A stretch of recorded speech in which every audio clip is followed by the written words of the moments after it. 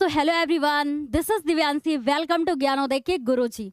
बच्चों, class 10th Hindi व्याकरण में काव्य सौंदर्य के तत्व के अंतर्गत हम लोग आज की इस क्लास में अलंकार को डिस्कस करेंगे। अलंकार क्या होता है, इसके कौन कौन से भेद होते हैं और यहाँ तक कि हमारे सिलेबस के अकॉर्डिंग हमें कौन कौन से अलंकार पढ़ने होंगे, इन सारी ही चीज़ों को हम लोग बच्चों आज की इस क्लास में डिस्कस करेंगे। तो इसके पहले आप सभी एक बार हमें बता दीजिएगा कि क्या हमारी आवाज़ आप तक बिल्कुल अच्छे से पहुंच पा रही है। और शाम को 7 भी बज चुके हैं, आपकी क्लास लाइव क्लास स्टार्ट हो गई है और फटाफट आप इस क्लास को शेयर कर दीजिए और मैं देख लूँ कि भाई कितनी संख्या में बच्चे इस क्लास को ज्वाइन कर चुके हैं। वेरी गुड, गुड इवनिंग सभी को गुड इवनिंग। हाँ, बहुत ही अच्छा लग रहा है देख करके कि आपकी संख्या अभी स्टार्टिंग में इतनी ज्यादा है और आज की इस क्लास को हम लोग को बहुत ही बेहतर करना है बच्चों, ठीक है। और हाँ, बहुत ही अच्छे से हम लोग को क्या करना है, बेहतर करना है। और हम लोग क्या क्या करने वाले हैं आज की क्लास में बच्चों, तो देखिए सबसे पहले हम लोग ये पूरा कॉन्सेप्ट क्लियर करने के बाद में क्या करेंगे, इनसे रिलेटेड प्रश्नों के उत्तर भी करेंगे, मतलब हम लोग बहुविकल्पी प्रश्नों को भी करेंगे। लेकिन उसके पहले हम लोग सबसे पहले इसका कॉन्सेप्ट क्लियर करेंगे बच्चों, ठीक है। चलिए तो फटाफट अपनी क्लास को स्टार्ट करते हैं और आप सभी एक बार ईमानदारी के साथ में पूरी क्लास को शेयर कर दीजिएगा बच्चों, ताकि बिल्कुल सही समय पर बच्चों को पता चल जाए कि शाम के 7 बज चुके हैं और हमारी लाइव क्लास स्टार्ट हो चुकी है बच्चों, ठीक है। वेरी गुड, सभी को गुड इवनिंग। बहुत ही अच्छे से हम लोग सारी चीजों को डिस्कस करेंगे पूरे अच्छे से जोश के साथ में बच्चों, ठीक है। तो क्या करना है भाई, हमें अलंकार करना है, ठीक है, काव्य सौंदर्य के तत्व के अंतर्गत। तो इसमें हम लोगों ने भाई रस को कर लिया था, रस छंद अलंकार 3 चीजें पढ़नी है पिछली क्लास में। अगर आपने रस की क्लास नहीं देखी है तो फटाफट एक बार आप सभी एक बार रस की क्लास को भी देखिएगा बच्चों। एंड उसके बाद ये हमारी सेकंड क्लास है जिसमें हम लोग अलंकार को डिस्कस करेंगे। तो सबसे पहले देखेंगे अलंकार क्या होता है, फिर इसके भेद देखेंगे, फिर फटाफट हम लोग क्या करेंगे बच्चों, उदाहरण भी इनके देखेंगे और हमें हमारे सिलेबस के अकॉर्डिंग कौन कौन से अलंकार पढ़ने हैं, इन सारी चीजों को भी हम लोग डिस्कस करेंगे। देन फिर उसके बाद हम लोग प्रश्नों को करेंगे, आपको भी अच्छा लगेगा, मजा आएगा। ओके, देखिए अलंकार क्या होता है बच्चों, है ना। सबसे पहले बात कर लेते हैं। तो देखिए अलंकार शब्द का अर्थ क्या होता है, आभूषण। अब आपको लगेगा कि मैम हमारी परीक्षा में कैसे प्रश्न बन करके आ सकता है यहाँ से, है ना। तो कैसे आपको परीक्षा में प्रश्न देखने को मिल सकता है बच्चों, यहाँ से ऐसे प्रश्न बन सकता है कि अलंकार शब्द का अर्थ क्या होता है। तो वहां जब 4 ऑप्शन आपके सामने होंगे तो आपको पता होना चाहिए कि क्या होता है, आभूषण होता है। कभी नहीं भूलेंगे, है ना, कभी नहीं भूलेंगे आप सभी। फिर क्या है बच्चों कि यह 2 शब्दों से मिलकर बना है। कौन से वो 2 शब्द हैं, कौन से वो 2 शब्द हैं बच्चों, एक तो है अलम जिसका अर्थ क्या होता है, भूषण, और दूसरा क्या है बच्चों, कार, ठीक है, जिसका अर्थ क्या होता है, करने वाला। तो यहाँ पर जैसे ये भूषण हाँ भूषण लिखा हुआ है तो इसका अर्थ क्या होता है बच्चों, सजावट, है ना, क्या होता है, सजावट। तो आपको ये कभी नहीं भूलना है कि मैम इसका अर्थ क्या होता है, ठीक है, अर्थ क्या होता है, आभूषण, और ये 2 शब्दों से मिलकर के बना है। और परीक्षा में कभी कभी पूछ लेता है कि भाई कौन से 2 शब्द हैं जिनसे मिलकर के बना है, तो ध्यान में रखना है अलम धन कार। ओके, इन 2 शब्दों से मिलकर के बना है।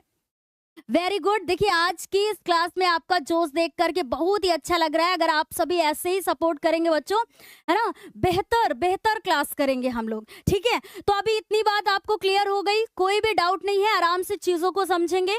अब उसके बाद है बच्चों देखना है कि काव्य की शोभा बढ़ाने वाले तत्व को क्या कहते हैं, अलंकार कहते हैं। मैम एक प्रश्न और यहाँ से बन गया, है ना, एक प्रश्न और यहाँ से बन गया कि अगर हमारी परीक्षा में ऐसे प्रश्न बन करके आ जाता है कि काव्य की शोभा बढ़ाने वाले तत्व को क्या कहते हैं, तो आपको पता होना चाहिए भाई उसे अलंकार कहते हैं, है ना। हाँ ठीक है, समझ में आया ना। तो एक एक चीज में मैं आपको ये भी बताते चलूंगी बच्चों कि कहाँ से प्रश्न बन सकता है, ठीक है, कहाँ से बन सकता है प्रश्न। तो आपने देखा कि मैम काव्य की शोभा बढ़ाने वाले तत्व को अलंकार कहते हैं। अगर हमारी परीक्षा में ऐसा प्रश्न आ गया कि काव्य की शोभा बढ़ाने वाले तत्व को क्या कहते हैं, तो आपको रस, छंद, अलंकार और कुछ भी ऐसे 4 ऑप्शन होंगे, तो आपको पता होगा कि मैम अलंकार कहते हैं। पिछली क्लास में था कि काव्य की आत्मा किसे कहा जाता है, तब हम लोगों ने पढ़ा था कि भाई रस को कहा जाता है। ओके, आगे देखते हैं।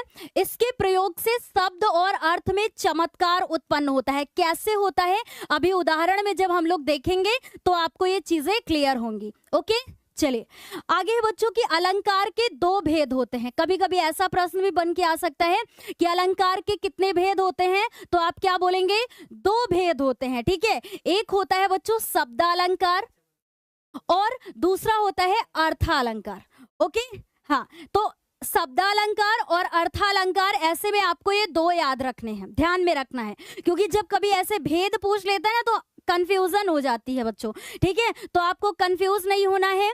2 भेद होते हैं, एक होता है शब्दालंकार, दूसरा होता है अर्थालंकार। अब आप सोचेंगे कि मैम शब्दालंकार, नाम से ही पता चल रहा है कि शब्दों के माध्यम से चमत्कार पाया जाता है, ठीक है। चमत्कार मतलब समझ गए ना, कि इसमें शब्दों के माध्यम से हमें पता चलता है कि क्या खासियत है, समझ रहे हैं। अर्थालंकार में क्या है, इसमें भी मैम नाम के हिसाब से पता चल रहा है कि अर्थ के माध्यम से चमत्कार पाया जाता है। ओके, किसके माध्यम से, अर्थ के माध्यम से, और इसमें शब्दों के माध्यम से। कैसे, अभी इसके लिए थोड़ा सा इंतजार कीजिए, उदाहरण जब देखेंगे ना मैं आपको बताऊंगी। ओके, चलिए, तो मैम हम लोगों ने इतनी सारी चीजें डिस्कस करी, 3-4 क्वेश्चन हमारे यहीं से बन के आ जाएंगे। क्या, किसका अर्थ होता है आभूषण, ये 2 शब्दों से मिलकर के बना होता है। काव्य की शोभा बढ़ाने वाले तत्व को अलंकार कहते हैं। 3 प्रश्न बन गए। इसके 2 भेद होते हैं, शब्दालंकार, अर्थालंकार। इतनी बात समझ में आ गई, वेरी गुड, ठीक है।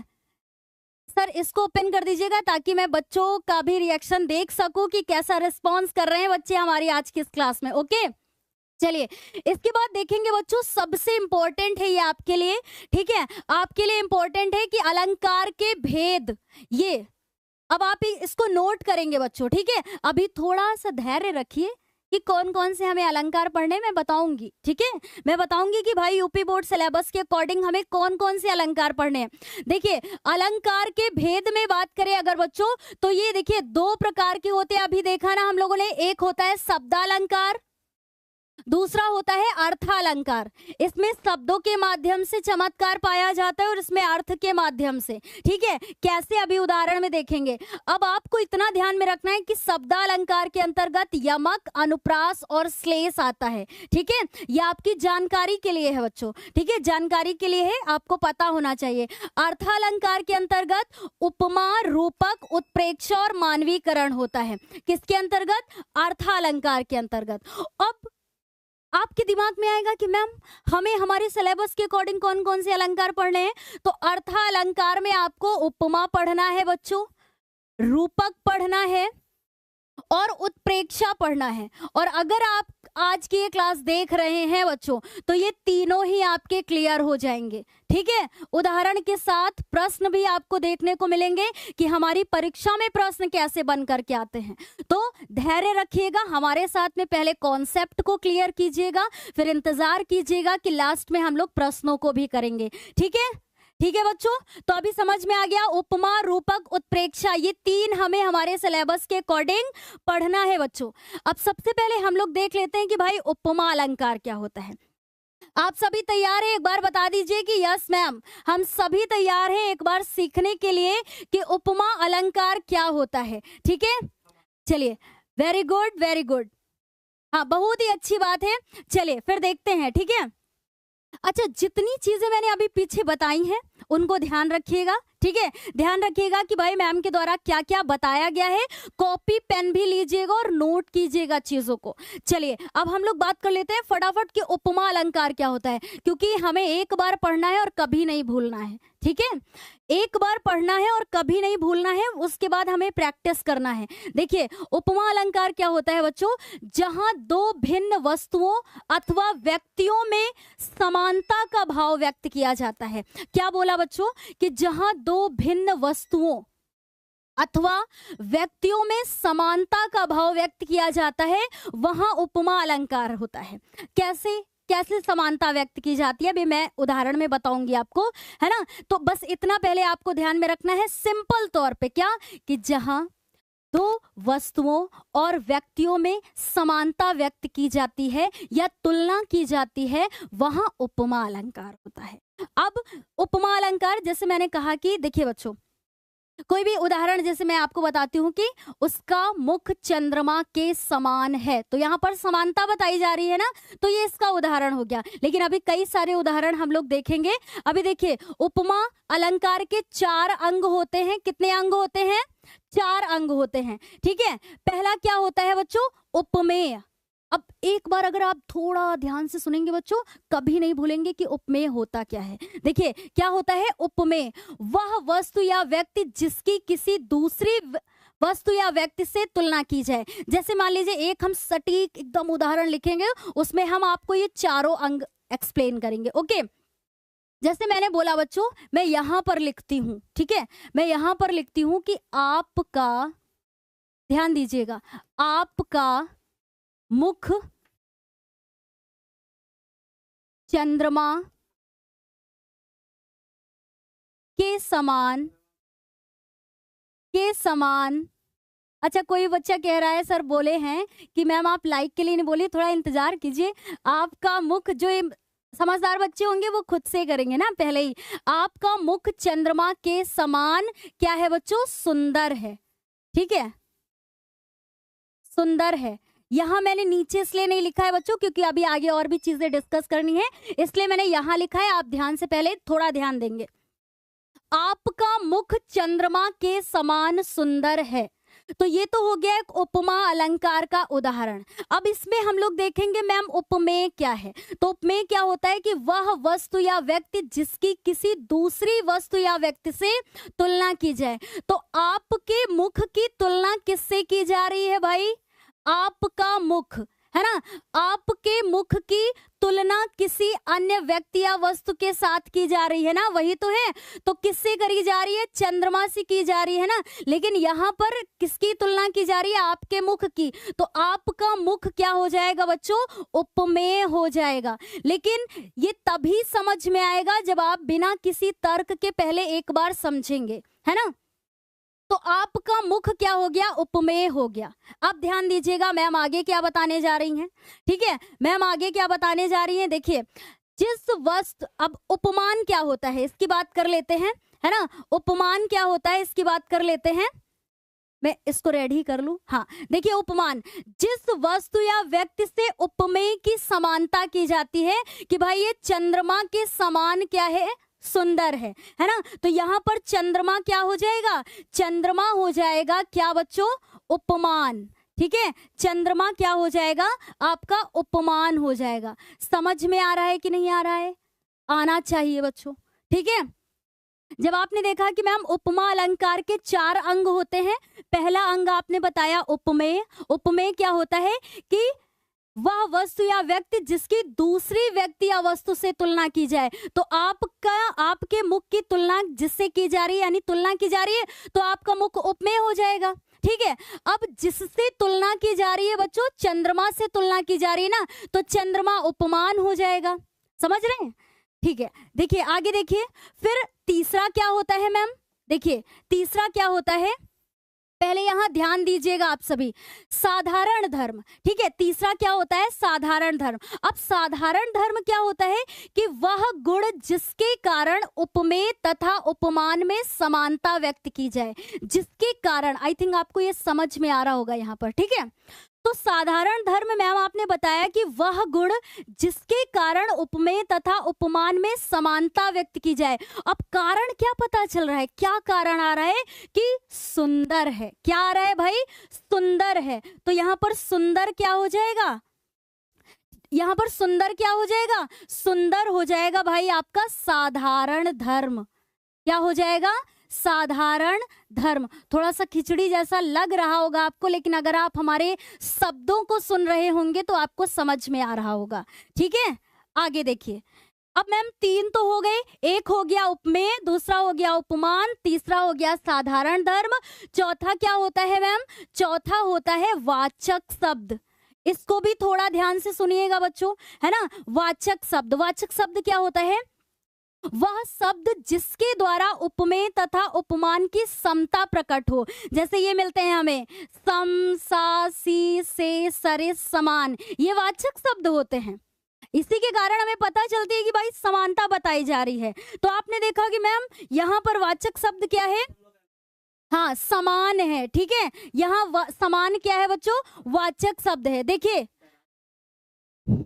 अब जब आप अगर एक बार हमारी इस बात को, इन कॉन्सेप्ट को क्लियर करेंगे, अभी आपको लास्ट में जब प्रश्न करेंगे ना, उसके उत्तर खुद से करेंगे, तब समझ में आएगा कि आपको कितना समझ में आया है, ठीक है। तो एक बार पहले कॉन्सेप्ट को समझिए, फिर जब प्रश्नों को करेंगे तब आपको लगेगा भाई कितने पानी में है आप, है ना, कितने पानी में है।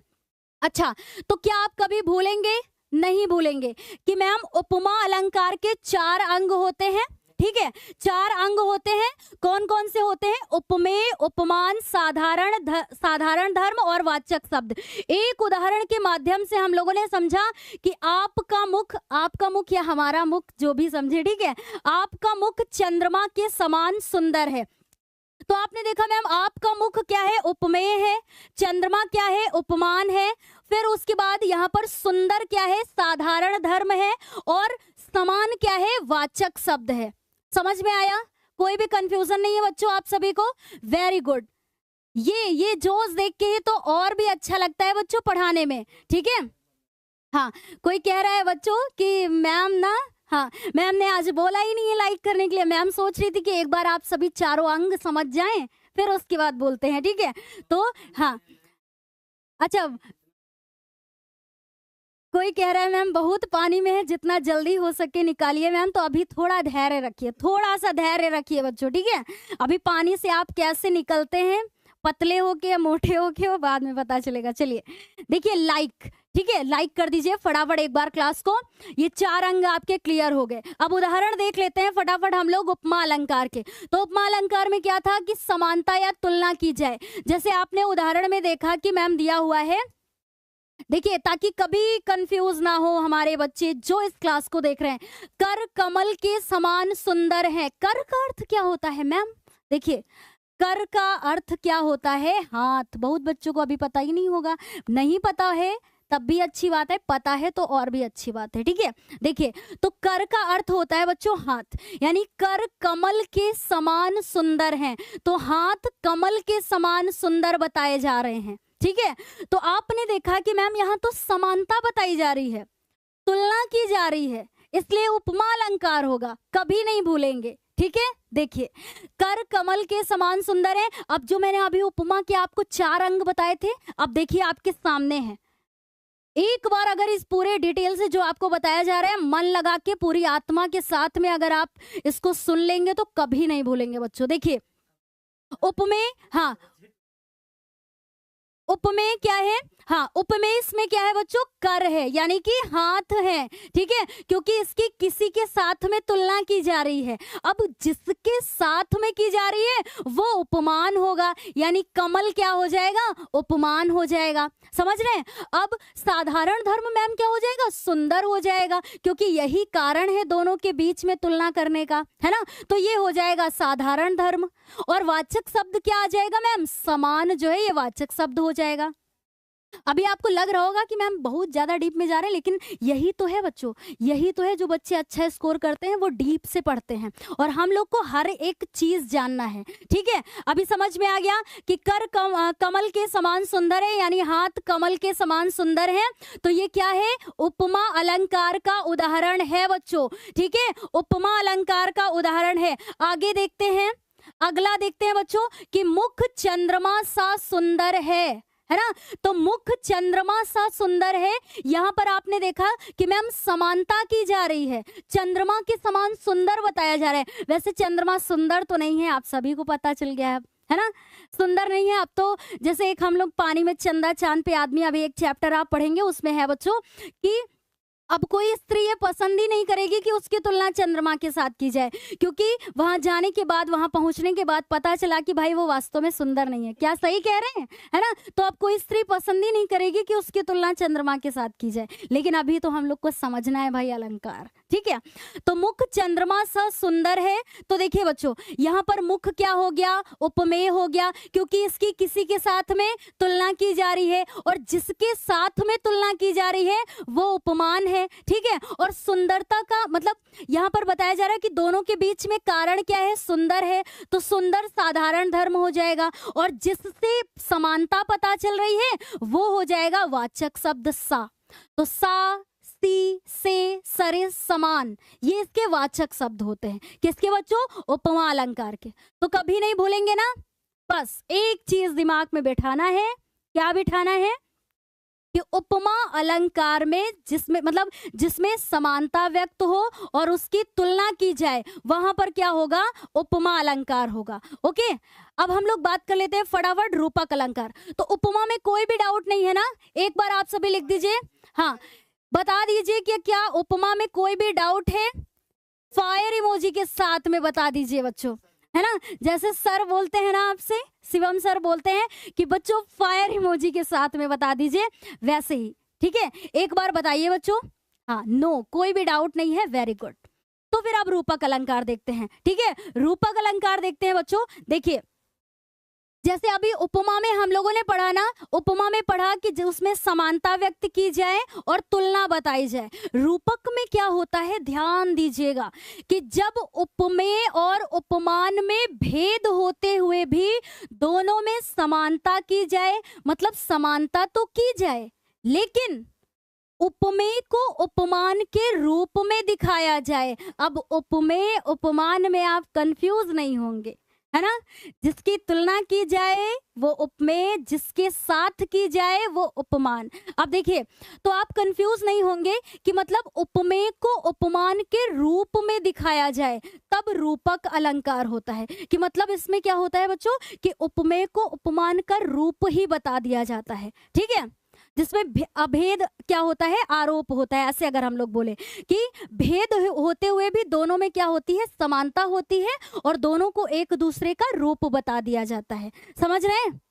अब उदाहरण में देखिए, जैसे उदाहरण में क्या है कि चरण कमल बंदो हरिराई, चरण कमल बंदो हरिराई, कि मैं श्री कृष्ण के कमल रूपी चरणों की वंदना करता हूँ, है ना? कमल रूपी चरणों की वंदना करता हूं। तो यहाँ पर चरण कमल में भाई क्या हो जाएगा, है ना? चरण कमल यहाँ कौन सा ये अलंकार हो जाएगा? रूपक अलंकार हो जाएगा।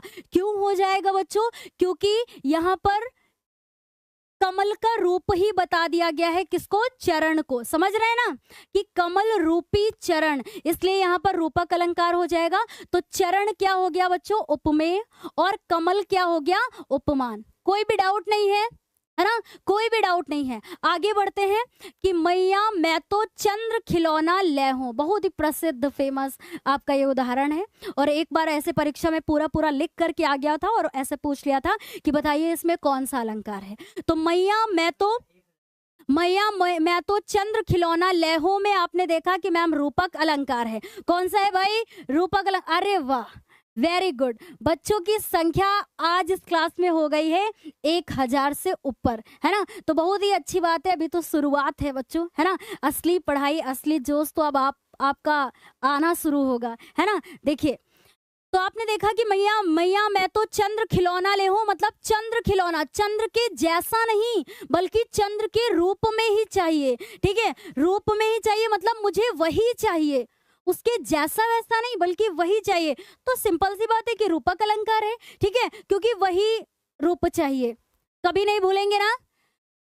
उपमा में समानता या तुलना की जाए, रूपक में पूरा रूप ही बता दिया जाए, ऐसे ध्यान में रखेंगे। अब देखिए, दो क्लियर हो गए, उपमा क्लियर हो गया, रूपक क्लियर हो गया। अभी हम लोग देखेंगे उत्प्रेक्षा अलंकार। फिर उसके बाद आप इंतजार करेंगे कि कब हमारे सामने प्रश्न आएंगे, कब हम देखेंगे कि हम कितने पानी में हैं, है ना?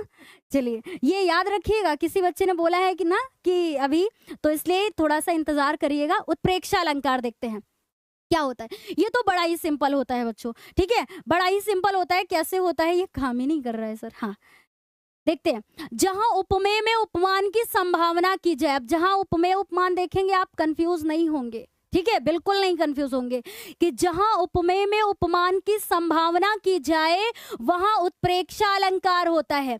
और इसके वाचक शब्द कौन कौन से होते हैं? कि जनु, जानो, मनु, मानो, मनहु आदि इसके वाचक शब्द होते हैं। कैसे ध्यान में रहेगा मैम?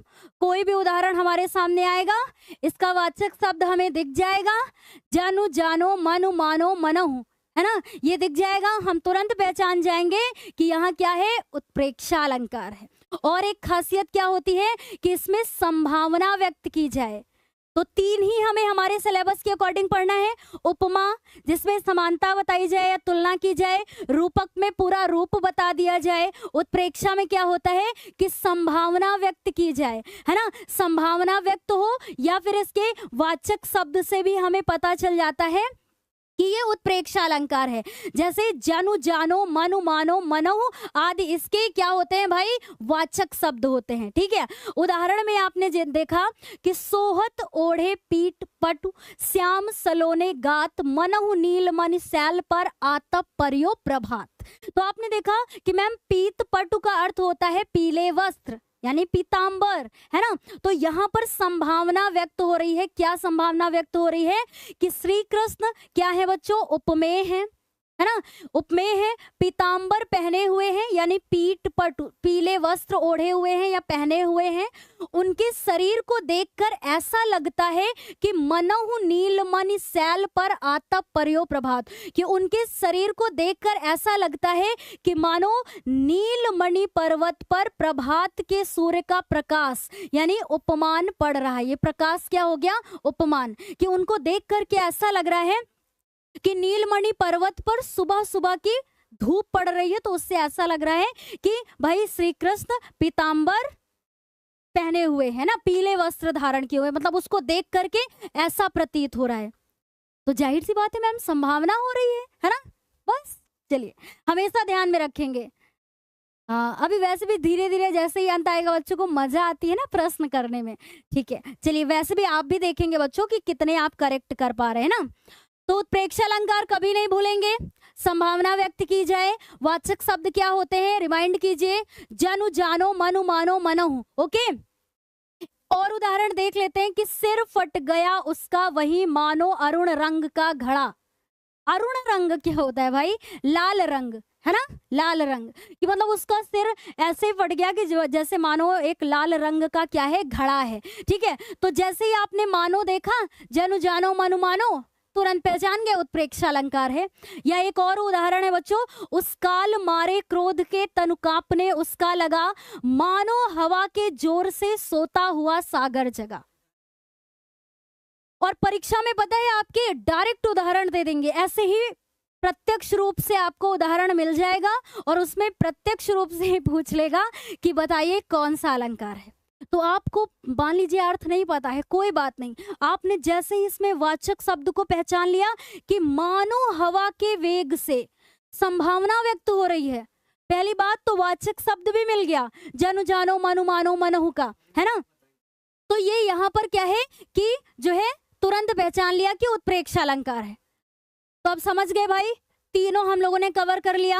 कौन से आपको सिलेबस के अकॉर्डिंग पढ़ने हैं? उपमा, रूपक, उत्प्रेक्षा। उपमा में समानता की जाए या तुलना की जाए, इसलिए हम बार बार रिपीट कर रहे हैं बच्चों ताकि आप भूले ना। रूपक में उसका रूप ही बता दिया जाए। उत्प्रेक्षा में क्या होता है कि संभावना व्यक्त की जाए और इसके वाचक शब्द भी हमें ध्यान में रखना है, जनु, जानो, मनु, मानो, मनहु, ओके।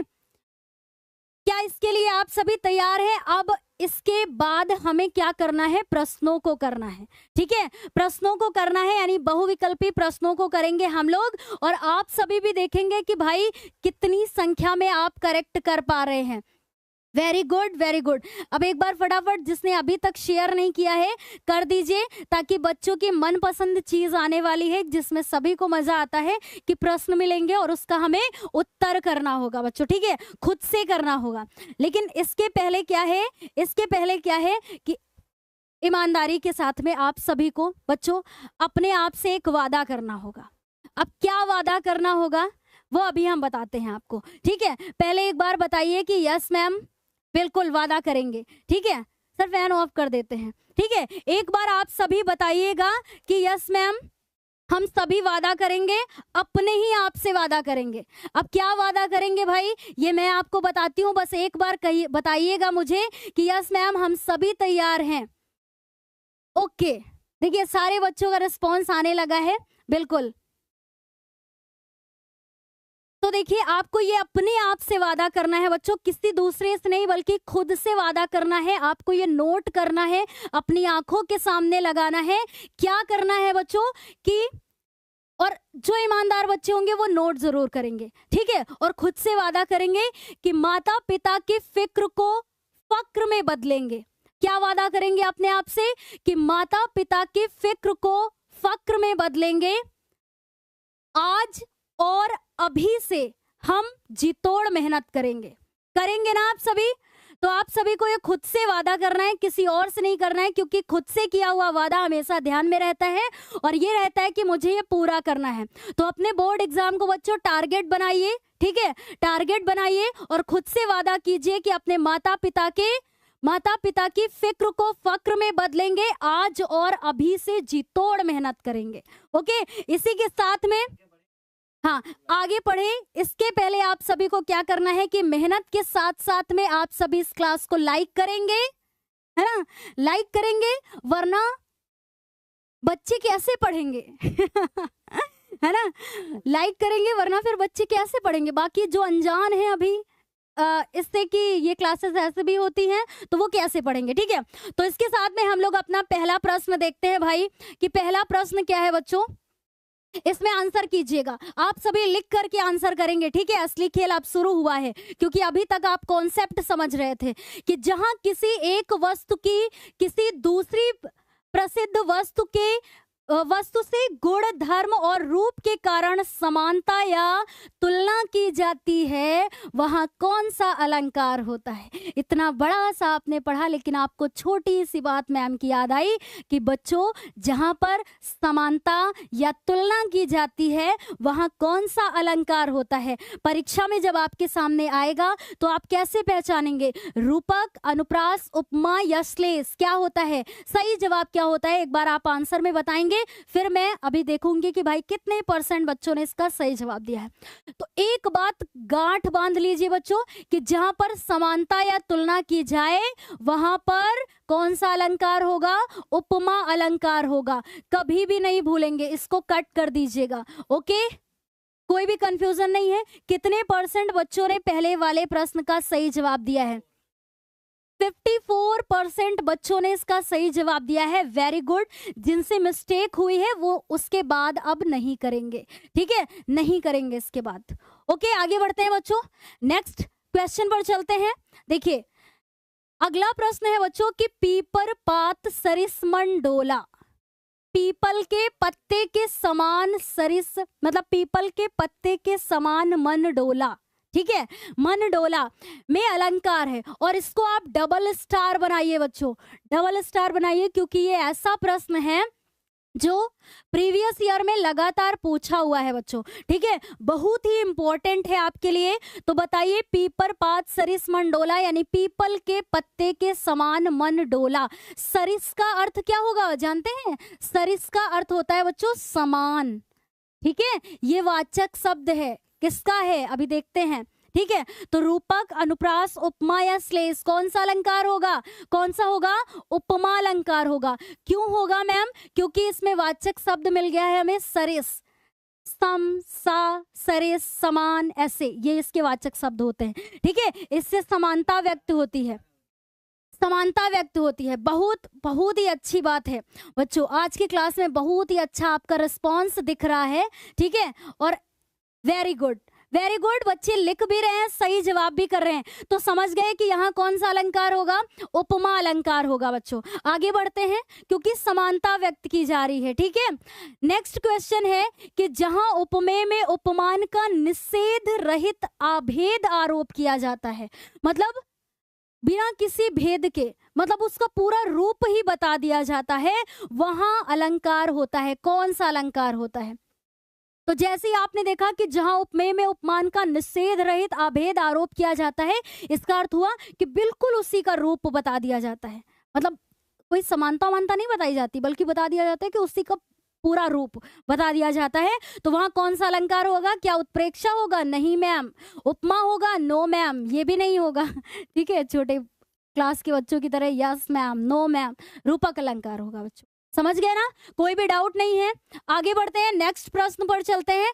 चरण कमल बंदो हरिराई में अलंकार है। मैं श्री कृष्ण के कमल रूपी चरणों की वंदना करता हूँ, है ना, इस तरीके से। तो यहाँ पर क्या है बच्चों कि चरण कमल बंदो हरिराई में आपको बताना है कि कौन सा अलंकार है। मैम चरण कमल में क्या है कि कमल रूपी चरण, है ना, यानी कि यहाँ पर क्या बताया जा रहा है? कमल रूपी चरण, पूरा पूरा रूप बता दिया जा रहा है। तो इसलिए यहाँ पर क्या होगा? ये तीनों ही नहीं होंगे, बल्कि सही जवाब हो जाएगा रूपक अलंकार। चौथे प्रश्न का कितने बच्चों ने सही जवाब दिया है? Very good, very good. Mostly बच्चे, सारे बच्चों का सही है। ठीक है, आगे बढ़ते हैं। रूपक अलंकार हो जाएगा, इसका सही जवाब हो जाएगा। नेक्स्ट क्वेश्चन पर चलते हैं बच्चों। क्या है कि जहां उपमेय में उपमान की संभावना की जाए। अरे वाह मैम, ये तो शब्द ही मिल गया। संभावना की जाए, वहां कौन सा अलंकार होता है? तो जहां पर संभावना की जाए, मैम आपने बताया था कि वहां उत्प्रेक्षा अलंकार होता है। ठीक है, तो ऑप्शन क्या हो जाएगा यहाँ पर? करेक्ट हो जाएगा बच्चों, है ना, बिल्कुल सही जवाब हो जाएगा। क्या? उत्प्रेक्षा। क्यों? क्योंकि मैम आपने बताया कि जहां पर उपमेय में उपमान की क्या हो, जिसमें संभावना प्रकट हो, संभावना प्रकट हो, वहां क्या होता है? उत्प्रेक्षा अलंकार होता है। क्योंकि तीन ही हमारे सिलेबस के अकॉर्डिंग हमें पढ़ने हैं, और तीनों आज की इस क्लास को देखने के बाद हमारे माइंड में सेट हो चुके हैं। आगे बढ़ते हैं, अगला एक देखते हैं कि मनु, मनहु, मानो, जनु, जानो आदि किस अलंकार के प्रायः प्रयुक्त, मतलब ये किस अलंकार में प्रायः प्रयुक्त होते हैं, और ये किस अलंकार के भाई ये वाचक शब्द हैं, है ना, किस अलंकार के ये वाचक शब्द है? किस अलंकार के वाचक शब्द हैं? क्या? जनु, जानो, मनु, मानो, मनु, है ना, ये किसके हैं भाई? किसके हैं? उत्प्रेक्षा अलंकार के। क्योंकि इन वाचक शब्दों के माध्यम से हमें संभावना व्यक्त होती है। ठीक है, पता चलता है। समझ में आ गई इतनी बात? नेक्स्ट प्रश्न है बच्चों, क्या? पुलक प्रकट करती है धरती हरित तृणों के नोकों से, मानो झूम रहे तरु भी मंद पवन के झोंकों से। तरु का अर्थ क्या होता है? पेड़, है ना। मानो संभावना व्यक्त हो रही है मैम, तुरंत मिल गया, वाचक शब्द मिल गया। अगर हमारी परीक्षा में ऐसा आ गया उदाहरण, तो हमें जरा सी भी देर नहीं लगेगी, हम तुरंत पहचान लेंगे कि यहाँ उत्प्रेक्षा अलंकार है ना। क्यों है? क्योंकि मैम वाचक शब्द मिल गया, और पढ़ के भी पता चल रहा है कि मानो झूम रहे तरु भी, कि मतलब पेड़ भी झूम रहे हैं मंद पवन के झोंकों से, मतलब धीमी धीमी हवा के झोंकों से मानो पेड़ भी झूम रहे हैं। ठीक है, संभावना व्यक्त हो रही है, इसलिए क्या है? उत्प्रेक्षा अलंकार है। नहीं भूलेंगे। ठीक, जैसे ही क्लास ओवर होगी, तीन शब्द आपको ध्यान में रहेंगे कि मैम ने बताया कि तीन ही अलंकार हमें पढ़ना है। पहले में उपमा में, जिसमें समानता या तुलना हो, रूपक में पूरा रूप बता दिया जाए, और उत्प्रेक्षा में संभावना। हाँ, चलिए नेक्स्ट क्वेश्चन पे चलते हैं, है ना। नेक्स्ट क्वेश्चन पे चलते हैं। आप सभी तैयार हैं बच्चों? अगले प्रश्न की तरफ चलते हैं। क्या है कि यही कहीं पर बिखर गई वह भग्न विजय माला सी। उपयुक्त पंक्ति में कौन सा अलंकार है? फटाफट एक बार बताइएगा, क्योंकि लास्ट में हम ये भी पूछेंगे ना कि कितने आपने करेक्ट किए हैं, कितना पानी में हैं आप, है ना।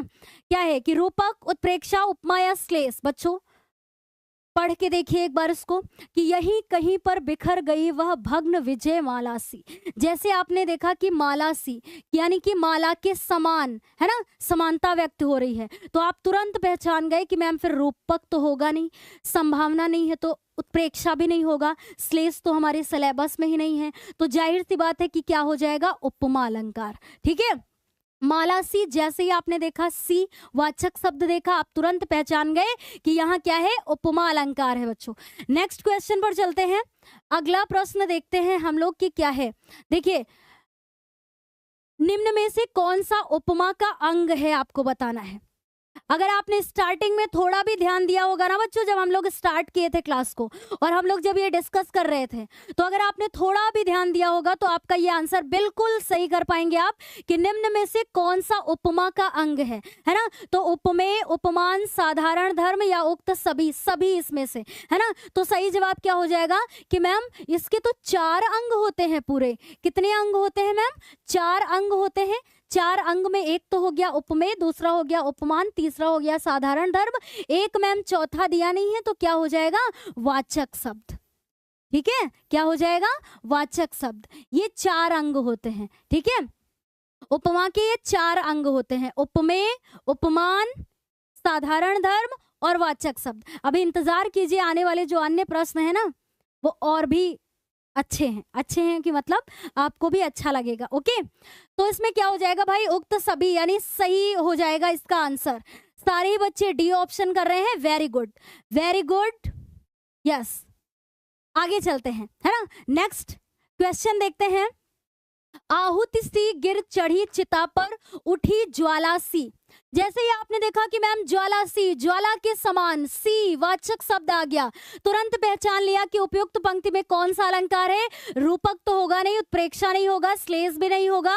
साधारण सी बात है, क्योंकि समानता बताई जा रही है, इसलिए क्या हो जाएगा? उपमा अलंकार हो जाएगा। उदाहरण देख के तुरंत समझ गए। परीक्षा में भी ऐसे ही देर नहीं लगनी चाहिए आपको। ठीक है, अगला प्रश्न है बच्चों, क्या है कि राधा का मुख चंद्रमा के समान सुंदर है। ये तगड़ा प्रश्न है। इसके बाद आप देखिएगा कि आप कितना सही किए हैं। ठीक है, और ये तभी सही होगा जब स्टार्टिंग में आपको एक्सप्लेन किया जा रहा था, चीजों को डिटेल से बताया जा रहा था। अगर आपने ध्यान दिया होगा तो आप बिल्कुल सही करेंगे, फिर तो आपको कोई नहीं रोक सकता। देखिए, राधा का मुख चंद्रमा के समान सुंदर है बच्चों। पंक्ति में उपमान है पूछा है। ठीक है, उपमान क्या है? अब उपमेय, उपमान, साधारण धर्म, वाचक शब्द क्या होता है? आई होप कि आप कभी नहीं भूलेंगे। ठीक है, आप कभी नहीं भूलेंगे। फैन एक बार फिर ऑन कर लेती हूँ। ठीक है, हाँ, और लाइट तो आ नहीं रही है बच्चों। ठीक है, हमारा चेहरा आपको दिख रहा होगा कि मैम ने पहले चंद्रमा के समान बताया था, वास्तव में चंद्रमा सुंदर नहीं है, तो वैसा ही बनता चला जा रहा है क्योंकि लाइट भी नहीं आ रही है। ठीक है, तो देखिए, राधा का मुख चंद्रमा के समान सुंदर है बच्चों। अब प्रश्न में पूछा है कि उपमान क्या है। उपमान क्या है?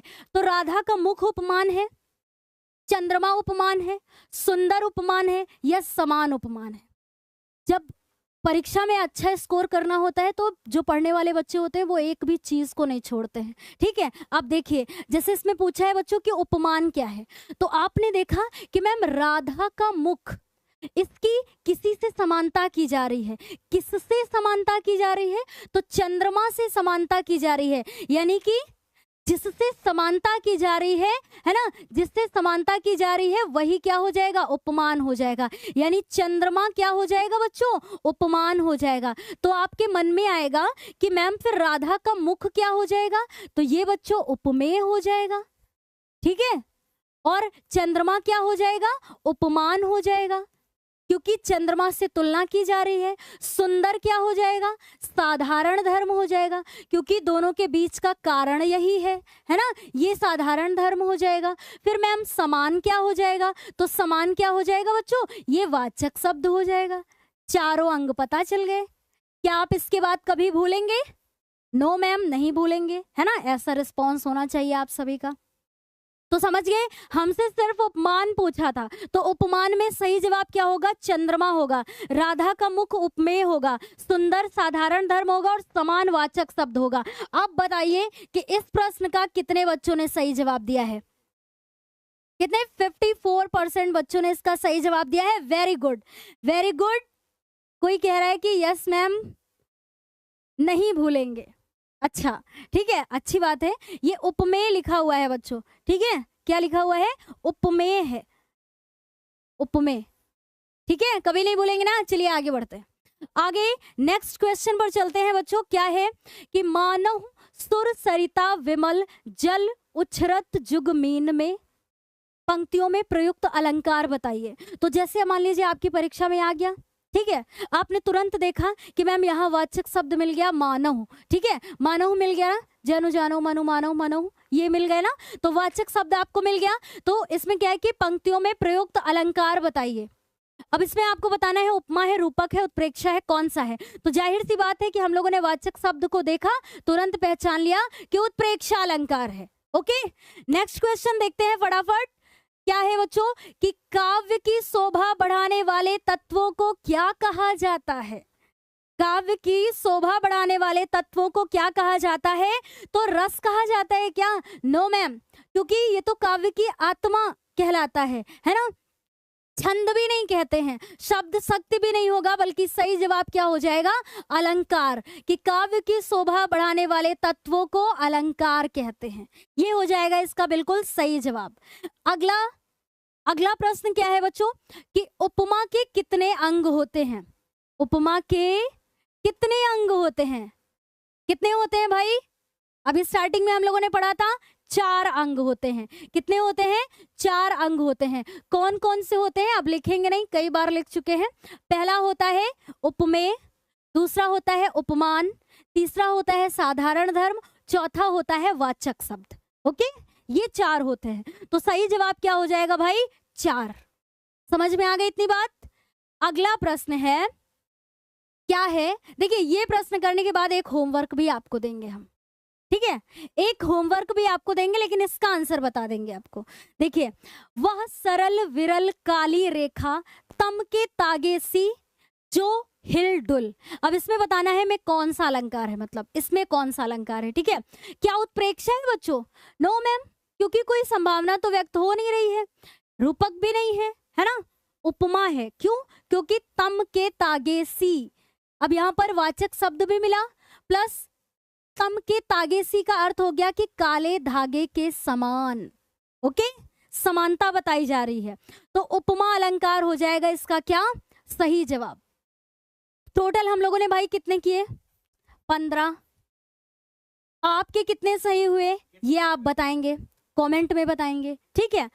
अब मेरी बात को एक और चीज सुनिएगा कि एक होमवर्क है आपके लिए, जो कि कमेंट में ही लिख करके उसका आंसर बताएंगे कि बताइए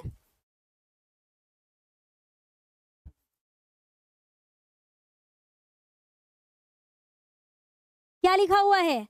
चंद्रमुख। क्या लिखा हुआ है? चंद्रमुख में कौन सा अलंकार है, ये कमेंट में बताना है आपको। चंद्रमुख में कौन सा अलंकार है, ये कमेंट में बताना है, बताइएगा।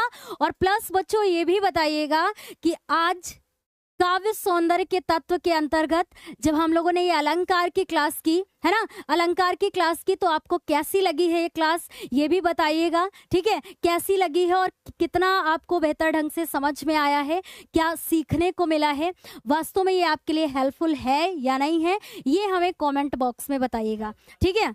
हाँ, और एक चीज ना, कल के लिए कुछ आप सभी के लिए विशेष है ना, कल के लिए कुछ विशेष है आप सभी के लिए, वो बताने के लिए सर आ रहे हैं। तो बस 1 मिनट, 1 मिनट भी नहीं बच्चों, बस सेकंड, ठीक है, सेकंड हो गया, देखिए, ठीक है। तो सर ये बताएंगे, बस आप सभी बच्चों मुझे ये बताइएगा कमेंट में लिख करके कि कैसी लगी है क्लास, ये कितनी आपके लिए हेल्पफुल है, आगे कैसी और क्लास चाहते हैं, और चंद्रमुख में कौन सा अलंकार है ये बताइएगा, कमेंट में करके जाइएगा, लाइक करना ना भूलिएगा।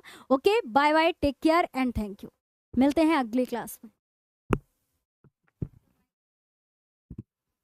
कल हम आप लोगों के लिए कुछ स्पेशल कर रहे हैं, जैसा हमने आप सभी को पहले बताया था, लेकिन उसके पहले हम बोलेंगे कि अगर आपने इस वीडियो को अभी तक अपने दोस्तों के साथ शेयर नहीं किया था तो शेयर कर दीजिए, ताकि सबको पता चले कि हाँ भाई, यूट्यूब पर भी कोई फ्री में पढ़ाने वाला टीचर है, जिसका कोई पेड कोर्स भी चलता है, लेकिन फिर भी वो यूट्यूब पे बहुत सारी चीज़ें पढ़ाता है ना। ये पता होना चाहिए आपको, सबको पता होना चाहिए, और सारे बच्चों का भला होना चाहिए, ठीक।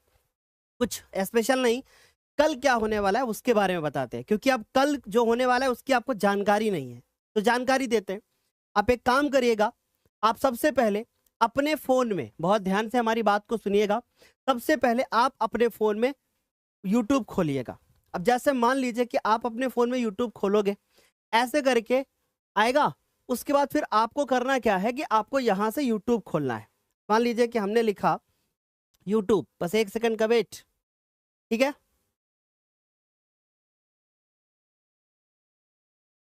यहाँ पे हमने सर्च किया यूट्यूब, राइट। अब यूट्यूब जब आप अपने फोन में खोल लोगे तो ऐसे खुल के आएगा, ठीक। अब यूट्यूब खुलने के बाद इस तरीके से मान लीजिए कि ये आ गया यूट्यूब, ठीक। अब जब यूट्यूब खुल के आया ऐसे, तो यहाँ सर्च बार का ऑप्शन होता है। इसमें आपको क्या लिखना है, यहाँ लिखना है आपको शिवम गुरुजी। क्या लिखना है? SHIVAM और स्पेस GURU और JI, शिवम गुरुजी लिखोगे तो आपको एक चैनल मिलेगा। क्या मिलेगा? एक चैनल मिलेगा। और फिर उसके बाद उस चैनल के ऊपर ये वाला जो चैनल है हमारा मिलेगा। इसमें ये वाली क्लास, टॉपर वाली क्लास, ये उन बच्चों के लिए है जो बच्चे वाकई में 10th क्लास में कुछ करना चाहते हैं और अभी तक उन्होंने कुछ स्टार्ट नहीं किया है, या फिर आपका कुछ डाउट है, आप पूछना चाहते हो, तो इस टॉपर वाली क्लास में, जो कि हमारा एक दूसरा चैनल है उसके अंतर्गत होगी, क्योंकि बातचीत का सेशन है तो हम इस चैनल पे बातचीत करके इस पे हम कुछ खराब नहीं करना चाहते। मीन्स समझने की कोशिश करें कि जो भी अन्य चीज़ें हैं वो हम इसी चैनल पर करते हैं। तो यहाँ पे जो है ना, हम एक वीडियो कर रहे हैं कल, जिसमें हम आराम से बैठ के आप लोगों के जो डाउट्स होंगे, जो आपकी प्रॉब्लम्स हैं, जो आपकी कमेंट्स हैं, उनको हम क्लियर करेंगे, ठीक। करना क्या है, वो चैनल पे सर्च करने के बाद चैनल आएगा और इस चैनल को आपको सब्सक्राइब करके रख लेना है, ठीक है। सब्सक्राइब करके बेल आइकन ऑन करके रख लेना है। एक चीज़ और भी दिखा देते हैं, यहाँ पे हमारी और मैम की आपको एक प्यारी सी फोटो भी मिलेगी रक्षाबंधन वाली, ठीक है। तो जाके इस फोटो को भी देख लेना सब लोग, ठीक है। ओके, चलो फिर हम लोग आज के लिए इतना ही रखते हैं। यही जानकारी हमें देनी थी कि कल हम इस चैनल पे लाइव आएंगे, और कितने बजे लाइव आएंगे? रात में 8 बजे। Okay, so thank you so much. आज के लिए इतना ही। Bye bye, take care. ठीक है, बाय बाय बच्चों, टेक केयर। जो भी डाउट्स आप लोगों के हैं, जो भी आप पूछना चाहते हैं, कल रात 8 बजे आइए, हम इस चैनल पे मिलते हैं। और बहुत सारे लोगों को पता नहीं है इस चैनल के बारे में, इसलिए सबको ये लिंक भी भेज देना। Okay, bye, take care.